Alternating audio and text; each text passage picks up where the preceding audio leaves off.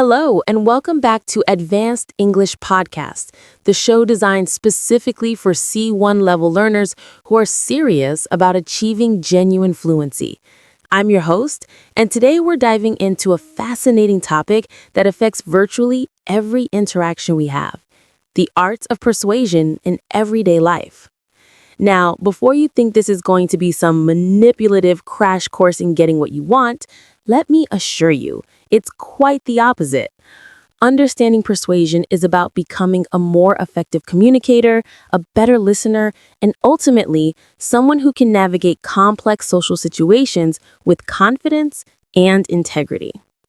So, what exactly do we mean by persuasion? At its core, persuasion is the act of influencing someone's beliefs, attitudes, intentions, or behaviors through communication. It's not about coercion or manipulation. Those involve force or deceit. True persuasion respects the other person's autonomy and appeals to their reason, emotions, or ethical values. Think about your daily life for a moment. How many times today have you already engaged in persuasion? Perhaps you convinced a colleague to approach a project differently. Maybe you persuaded a friend to try that new restaurant you've been raving about. Or possibly you're trying to convince yourself to finally start that exercise routine you've been putting off. Yes, self-persuasion is absolutely a thing, and we'll touch on that later. The ancient Greeks understood the power of persuasion intimately. Aristotle, one of history's greatest philosophers, identified 3 modes of persuasion that remain relevant over 2 millennia later: ethos, pathos, and logos. Let's break these down because they're absolutely fundamental to understanding how persuasion works. Ethos refers to credibility or character. When someone with ethos speaks, we're inclined to believe them because they've established authority, expertise, or trustworthiness. Think about it.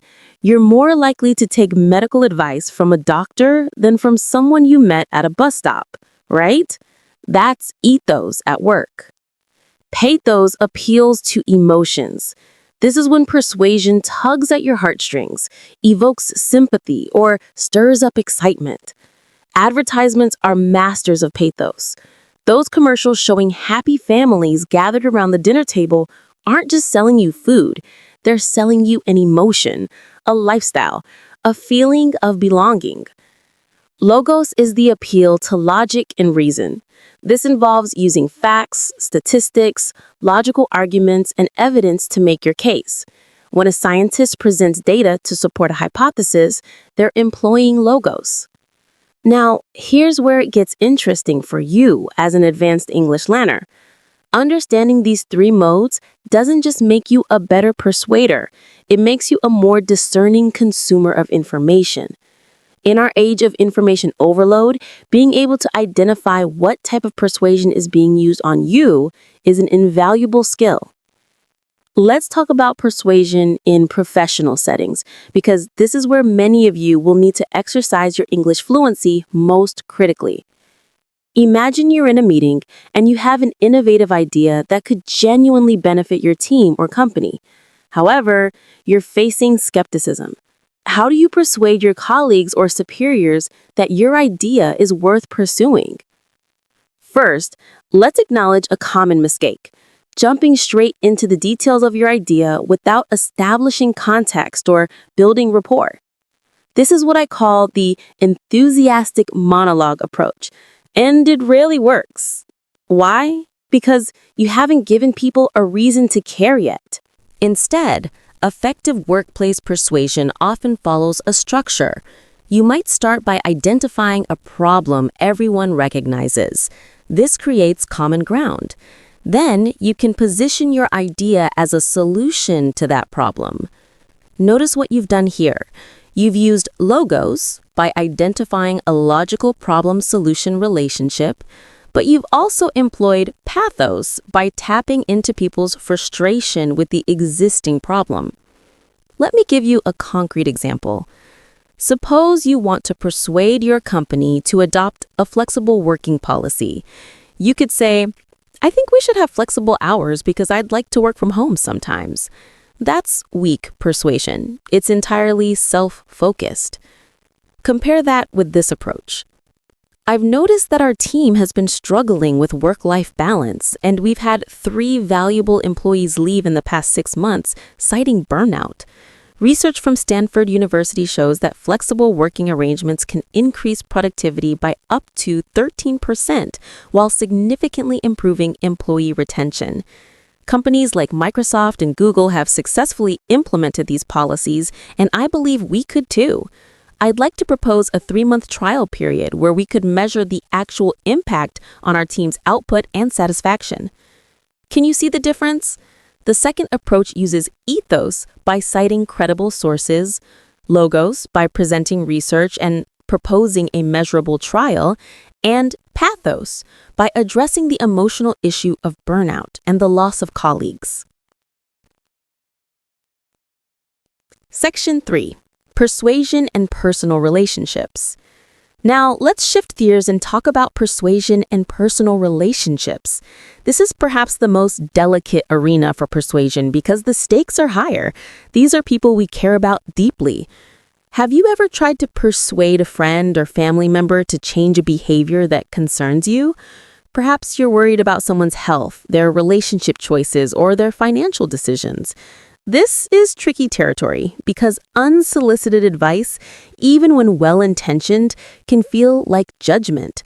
There's a concept in psychology called psychological reactance.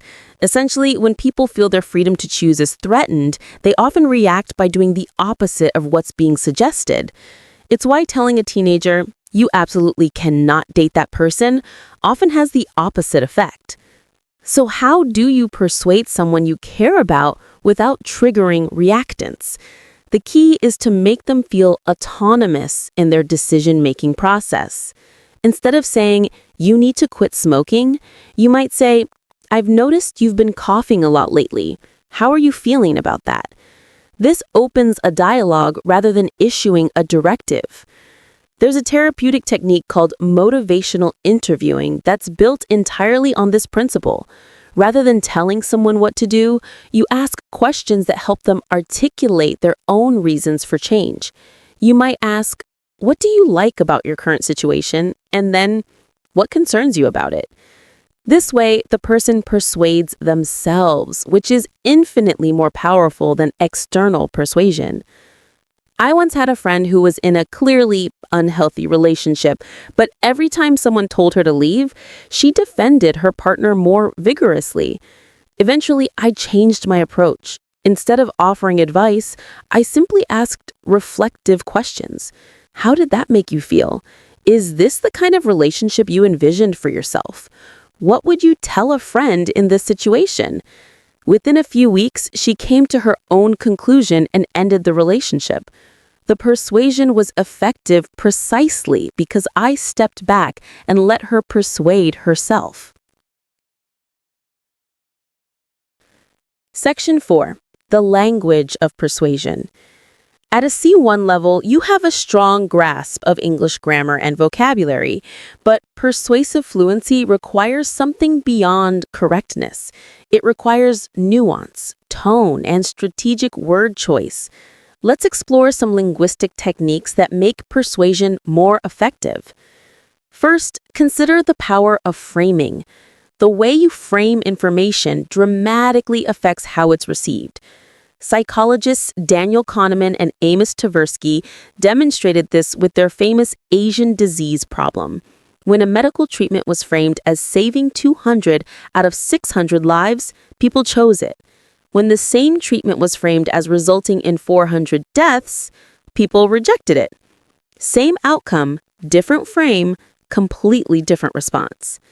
In your own communication, pay attention to whether you're framing things in terms of gains or losses. Generally, people are more motivated to avoid losses than to achieve gains. If you're trying to persuade someone to back up their computer files, "You could lose all your irreplaceable photos," is more compelling than "You could preserve all your memories." Second, let's talk about hedging language versus assertive language.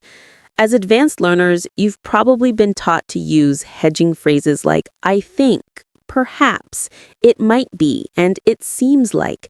These soften your statements and make you sound more tentative.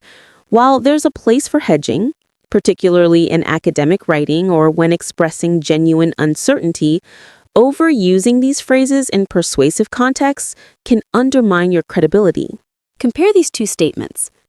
I think maybe we could possibly consider trying a different approach, perhaps? Or, I believe a different approach would yield better results. The second statement is more persuasive because it's confident without being aggressive. However, there is a balance. If you come across as too assertive, particularly in cultures that value indirectness, you risk seeming arrogant or pushy.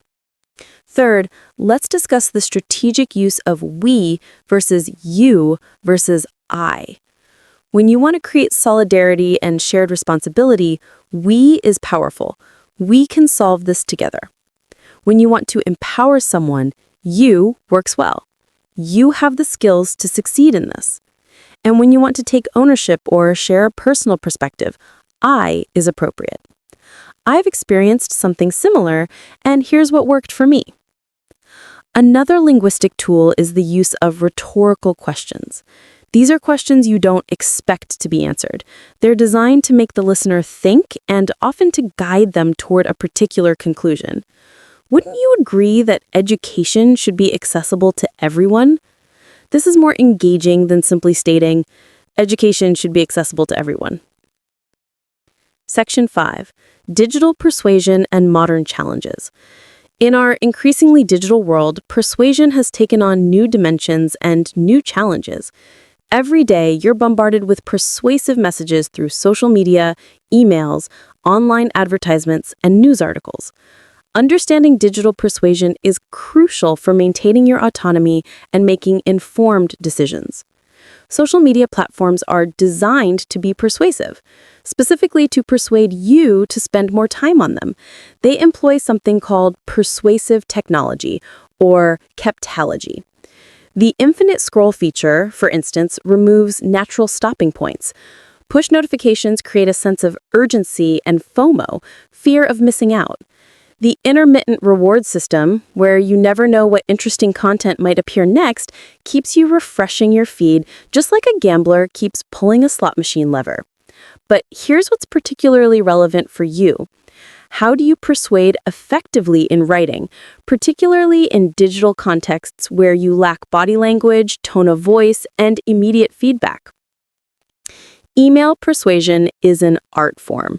Whether you're writing to a potential employer, negotiating with a client, or trying to convince a professor to extend a deadline, your written words must do all the heavy lifting. A persuasive email typically follows this structure: a clear, benefit-focused subject line, an opening that establishes rapport or common ground, a concise explanation of your request or proposal, evidence or reasoning supporting your position, an acknowledgement of potential objections or concerns, and a clear call to action with easy next steps. Let's say you need to persuade your professor to give you an extension on an assignment. A weak approach would be, "Hi, I'm not going to finish the assignment on time. Can I have an extension? Thanks." A more persuasive approach might be, "Dear Professor Smith, I hope this email finds you well. I'm writing regarding the research paper due on Friday. I've invested considerable time in the research phase and have compiled extensive sources that I believe will contribute to a high-quality paper. However, I've encountered unexpected family circumstances this week that have limited my writing time. Rather than submit work that doesn't reflect my capabilities or the importance I place on your course, I'm requesting a 3-day extension to Friday, which would allow me to produce the thorough analysis this topic deserves. I've already completed the outline and have drafted the first 2 sections, which I'm happy to share to demonstrate my progress. I understand this is an unusual request, and I appreciate your consideration." This email uses multiple persuasive techniques. It shows respect, demonstrates commitment to quality, provides a specific and reasonable request, offers evidence of progress, and acknowledges the professor's position. Section 6. Ethical considerations. Now, we need to address the elephant in the room, the ethics of persuasion. When does persuasion cross the line into manipulation? The distinction often comes down to intent and transparency. Ethical persuasion aims for a mutually beneficial outcome and respects the other person's autonomy to decide. Manipulation, on the other hand, prioritizes the persuader's goals at the expense of the other person, often using deception or withholding information. Think about it this way. If you persuade someone to make a decision and later they discover all the information you had, would they still feel good about that decision? If yes, you've likely been ethical. If they'd feel deceived or regretful, you may have crossed into manipulation. In advertising, we see this ethical line tested constantly. When a company advertises a product emphasizing its benefits while being transparent about its limitations, that's ethical persuasion. When they use deceptive images, hide important information in fine print, or make claims they know are false, that's manipulation. As you develop your persuasive skills, I encourage you to adopt this personal litmus test. Am I persuading this person towards something I genuinely believe is in their interest, or am I primarily serving my own agenda? Would I want someone to use these same techniques on me in this situation? There's also the question of vulnerable populations. Using high-pressure persuasion tactics on elderly, children, or those in desperate circumstances is generally considered unethical because these groups may have diminished capacity to resist persuasion. Section 7. Cultural Dimensions of Persuasion. Here's something fascinating that many English learners don't realize. Persuasion is highly culture dependent.